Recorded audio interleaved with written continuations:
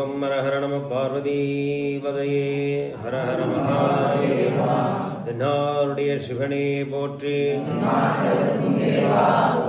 கைலை மலையானே கற்பகத் தருவே, வெற்றிவேல் முருகனுக்கு, அந்த வேலனுக்கு, சண்முகநாதனுக்கு, கோவிந்த நாம சங்கீர்த்தனம். கோவிந்தா கோவிந்தா.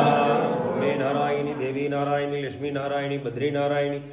ஓம் கணாநாஹம் த்வா கணபதிஹும் வவாமகே கவிங்கவேன வவசவஸ்டவம் ஜேஷ்டராஜம் பிரம்மணா பிரம்மண ஷகான ஷண்மன்னோதவி ஸ்ரீதனாதனம். ஓம் ஸ்ரீ மகாகணபதையே நமக. ஓம் கம் கணபதையே நமக. அச்சம் மிலர் பாவம் மிலர் கேடும் மிலரடியார் நிச்சம் ஒரு நோயும் மிலார் தாழ் நின்றியூரில் நச்சமுடன் நறுகொன்றை நயந்தாலும் பச்சமுடடிகள் திருபாதம் பணிவாரே போற்றி. அன்பார்ந்த பக்தவடிகளே, மெய்யன்பர்களே, இந்த ஊரினுடைய பெயர் திருநின்ற ஊர். சுவாமியினுடைய பெயர் லட்சுமிபுரீஸ்வரர். இந்த ஆலயம் எப்படி வெளியில் வந்தது அப்படின்னு பார்த்தீங்கன்னாக்க, முன்பு தேசத்தை ஆண்ட கோட்சங்கன் ராஜா அரண்மனையில் செய்த கர்ம வினைக்காக சிதம்பரம் இரவு அர்ஜாம பூஜையில் கலந்துப்பார். அப்படி போகும்போது அந்த நாளில் தீபெட்டி பல்லாக்கு தான். அதை ஏந்தி வரும்போது இந்த ஊர் எல்லை வரும்போது அந்த தீபம் தானாக அணைஞ்சிரும். இந்த ஊர் எல்லை முடிஞ்சுன்னா தீபெட்டி தானாக எரியும். இதே இரவு நடக்கிற சம்பவம். பரிகாரம் முடிச்சுட்டு திரும்பி பகலில் வரும்பொழுது அடர்ந்த காட்டுக்குள்ளே ஷர்ப புத்து மேலே, பாம்பு புத்து மேலே காமதேன் பசுமாடு பால் சொரியதை பார்க்குறாங்க. இப்போ அனுதினமும் நம்ம இருட்டில் போகிறோம், பகலில் இது போல் தெய்வ காட்சியாக இருக்குது அப்படின்னு சொல்லிட்டு பல்லாக்கு இறக்கி வச்சுட்டு மந்திரியார் சிப்பாய் எல்லாமே ஒருங்கிணைந்து இந்தமாரி ராஜா இதை நம்ம தூய்மைப்படுத்தணும், பணி எடுத்து செய்யணும் அப்படின்னு சொல்லிட்டு சுத்தப்படுத்துகிறாங்க. அப்போ ராஜாவும் பல்லாக்கில் உட்காந்து போர் அடிக்குன்னு சொல்லிட்டு எடுத்து அவரும் பணி செய்கிறார். இப்படி பணி செய்யும்போது சூரியன் அஸ்தமாகும் நேரத்தில் இரவு அர்ஜாம பூஜைக்கு போகணுமேனு சொல்லிட்டு ராஜா கோவப்பட்டு எல்லாரையும் அவதூறாக பேசி கடப்பாரை எடுத்து ஆக்ரோஷமாக போடுறார். அப்படி போடும்போது சுவாமியோட சிரசில் பட்டு ஒரே ரத்தம். இந்த ரத்தமானது 3 பக்கம் அகழி ரோஜா மாலையாக இருக்கும். இந்த காமதேனு ரூபத்தில் பால் ஆகாரம் கொடுத்து இந்த லட்சுமி தாயார் உடனே அந்த பின்னம்பட்ட இடத்துல எம்பெருமானுக்கு சாந்த சிவ பூஜை வழிபாடு பண்ணுறாங்க. மாதுளை தேன் சந்தனம் தாமரைப்பூ வச்சு பூஜிக்கிறாங்க. அதனால் சுவாமியினுடைய பேர் லட்சுமிபுரீஸ்வரர். இந்த தீபெட்டி தானாக நின்று தானாக எரிஞ்சதுனால இந்த ஊர் பேர் திரு நின்ற ஊர், திரு நன்றியூர் கிடையாது. தேவாரத்தெல்லாம் பார்த்தீங்கன்னா நின்றியூரானே நின்றியூரானே. அம்பிகை தாயார் எம்பெருமான பூலகத்தில் சிவ பூஜை வழிபாடு சாந்த பூஜை வழிபாடு அம்பிகை தொடர்ந்து 5 பேர் வழிபாடு பண்ணுறாங்க. அந்த 5 பேர் யாரான்னு பார்த்தீங்கன்னா முழுக்க கருமாக்கள் சுமந்தாங்க. அது முதல்ல கேரளாவில் வாழ்ந்த பரசுராமர் தான் அப்பா பேச்சை கேட்டுன்னு அம்மா தலை வெட்டின பாவங்க போகுது.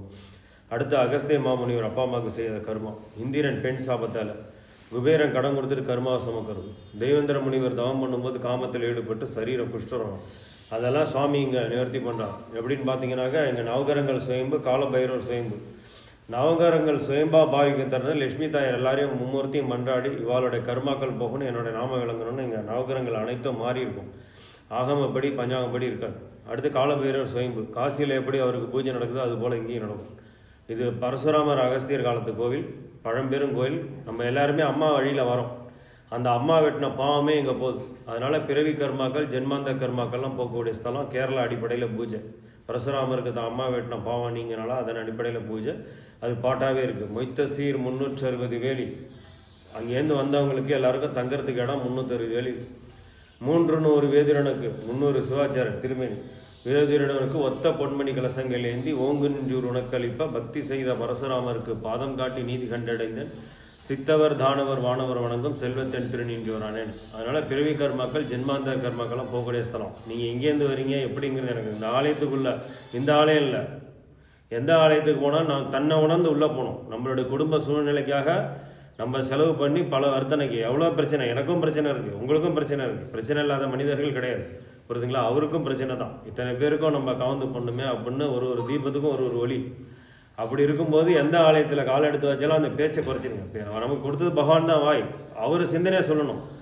இன்றைக்கி இருக்கிற காலகட்டத்தில் ராமநாமம் தெரிய விட்டால் அது வேஸ்ட்டு, சிவநாமம் தெரிய விட்டால் அவ்வளோதான், மோசமே கிடையாது. அதனால் சில பேர் சிவனடியெல்லாம் வரீங்க, அதை எப்படி அவங்களுக்கு எடுத்து சொல்லணும் நிறையா இதெல்லாம் பண்ணுங்கள். எந்த ஆலயத்தில் நுழைஞ்சாலும் அது போல் சாமியெல்லாம் தொட்டு இது பண்ணாதீங்க. நம்மளுடைய குடும்ப சூழ்நிலை நினச்சி அந்தந்த ஆலயத்தில் போயிட்டு முதல்ல சிவகங்கை கோயில் போனீங்கன்னா நந்தி பகவான் கொடிமரம் விநாயகர் இருந்தால் அவருக்கு தோப்புகாரணம் போட்டு அவர்கிட்ட பிரார்த்தனை வைங்க. அப்புறம் நந்தி பகவானை தரிசனம் பண்ணுங்கள். அப்புறம் உள்ளவர்கள்ட்ட ஆரத்தி பார்த்து வழிபாடு பண்ணுங்கள்.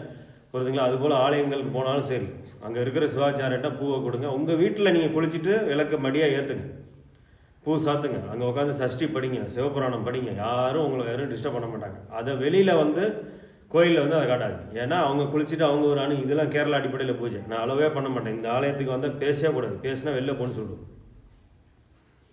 நீங்கள் வர்றது இந்த கோயில் இருக்கிற இடம் எப்படி உங்களுக்கு தெரியும்? ஏதோ ஒரு புக்லேயோ யூடியூப்லேயோ ஏதோ பார்த்துட்டு வரீங்க. உங்களுடைய கர்மா போக்கக்கூடிய ஸ்தலம் அது. அப்போ நீங்கள் எப்படி வரணும்? அவர்கிட்ட கையேந்தி வந்தால் அவர் கொடுப்பார். அதெல்லாம் புரிஞ்சுங்க. எல்லாம் எழுந்துங்க, ஆர்த்திப்பார்.